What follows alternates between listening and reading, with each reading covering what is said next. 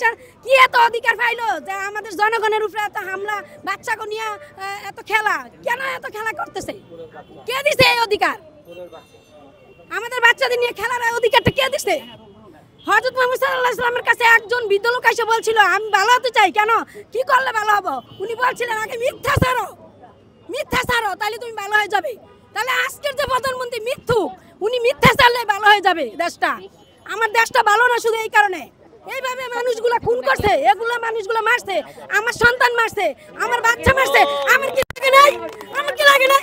আমার ছেলে যখন আন্দোলনে আসছে বলে আর্মির ভারতে তো পুলিশ আনছে, ভারতের পুলিশে কয় শুট করো। আজকে তো আমার বুকও খালি হয়ে যাইতো গা। আপনি ইলিশ মাছ খাইতে পারেন না, কারণ কি? আপনার চালের দাম বাড়ে কেন? আপনার সবজির দাম বাড়ে কেন? নয় দফা আগে পূরণ করো। কোটা সংস্থা মাইনে নিছে, এটা কি? এটা বুয়া তলে কি করবো? 5 দফা দিয়া 15 দফা হ্যাঁ 75 দফা খাইলে একটা স্টুডেন্ট আমার সন্তান জন ধরে লয়ে যায় পুলিশ। হ্যাঁ কি সাহস আছে ধরে লয়ে জনের? আর এই পুলিশের কি অধিকার? হ্যাঁ কার পয়সা খায়? হ্যাঁ কার টাকা খায়?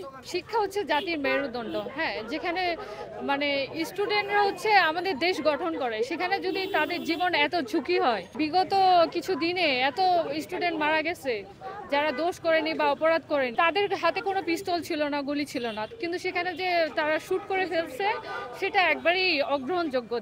তারা যে এই আমাদের ভাই বোনদের যে মেরে ফেলেছে সেটা বিচার চাই আমরা। খুবই একটা দুঃখের বিষয়, যেহেতু এতগুলো শিক্ষার্থী মারা গেছে আন্দোলনে এসে, শুধু একজন দুজন মানে না, অনেক শিক্ষার্থীদের মারছে, অনেকে গ্রেফতার পর্যন্ত করছে।